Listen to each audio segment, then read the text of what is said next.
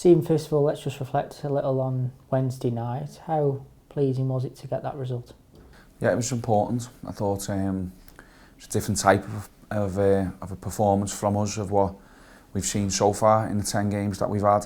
But it was a side of the game that I was really pleased with, that showed the players can do it. We obviously changed tactically and had to battle and fight for everything that we got. It wasn't the prettiest of games, but under the circumstances that was probably understandable, and just to win the game and get 3 points was all that really mattered. So yeah, really pleased with it, and yeah, hopefully we can take that momentum into the next one. How satisfying was it to see the way the players stood up to the challenge and kept that clean sheet?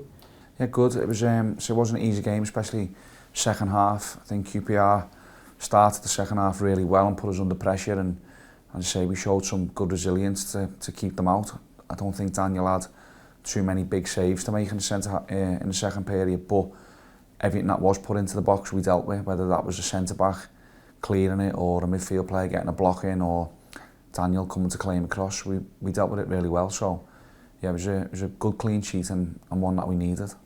Everything that we're asking them to do, they are trying to buy into it and trying to implement sort of the messages, just on a couple of occasions, especially away from home. We've just been a bit too open and caught on the counter-attack too often, so we just spoke about being a little bit more compact when we do lose the ball, and our recovery runs being better, and then therefore it looks as though everyone's a bit more connected, and the fans could see that and could understand that everyone was working really hard for the shirt. So that was dead important, and then once that happened, the support was there, and once we got the goal and the second half, the fans really stuck with us and got us over the line in the end. That's the standard, that's what it's going to take when we haven't got the ball, that type of commitment, that type of desire. And then I also feel as though we can pass the ball better. I knew the pressure and the circumstances of that game and how important it was against a rival, but I still felt we could have passed the ball better. There was instances in the second half when we're just clearing it and slashing at things rather than staying calm, because that will in the end relieve more pressure than just kicking it back to them. So yeah, we'll need to defend as well as we did, but definitely pass the ball with more control. It's a short turnaround between games. What have you managed to be able to do with the players? Very little on the grass, to be honest with you. I think it's Coventry will have been the same. They had a game on Wednesday night as well, away at Plymouth. So it's just all about recovery. It's about getting the lads in. We've had the cryo chamber, which always helps speed up the recovery process. That's good to have that. And decided to show them some clips and some video information, because we have to warn against overworking the players. Like if we had them out for too long, it would have been physically demanding. So yeah, it was short and sharp, 2 days training sessions, but the messages will have gone in.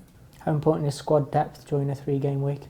Yeah, it is big. It's important. We have to be mindful of that, because we've got a few players who haven't played a lot of football lately, who've then played both games and played a lot of minutes in them. So we'll have to be mindful and see how they are.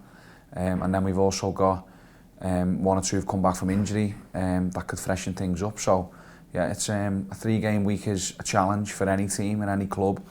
Our squad at the moment is big and it's full, so we should be able to pick a team that'll give us a chance to win the game. When you've got a big squad like you've mentioned, what goes through your head when you're selecting the starting 11 and the substitutes? Just the same as every week. What do we feel as a staff?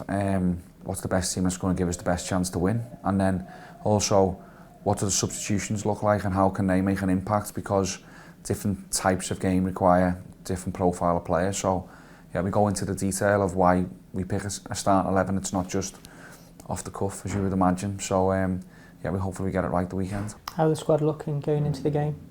Good. Squad's fine, full. We've got a couple of niggles from Wednesday's game that we're sort of going to make a late call on for team selection. But apart from 1 or 2 little minor things, yeah, it's strong and relatively straightforward. In terms of Coventry, what have you made of them this season? I think they're a really good team with a really good manager. I really like Mark Robbins. He's been there for me in my short managerial career. He's offered some advice, and yeah, he's got a club there with young players who are hungry, been together for a long time, built over a number of transfer windows, and done so well last year to get to the playoffs. This year had a tough start, having lost a couple of key players last year, but again, Coventry didn't panic. Mark's got them really well organised again and playing some good football, and they're rightfully just around the playoff mix. So yeah, top team with a top manager, and it's going to be a tough challenge.